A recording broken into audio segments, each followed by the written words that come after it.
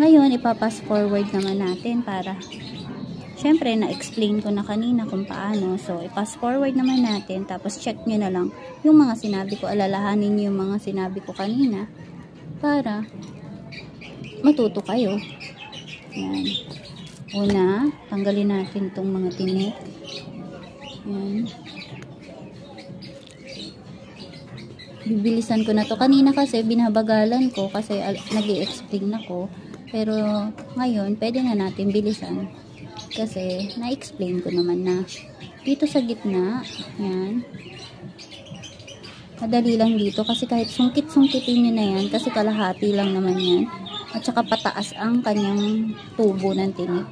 Pagdating dito sa gitna, ito yung sinasabi kong kahit hindi nyo naguntingin, basta marunong kayong mag-alalay.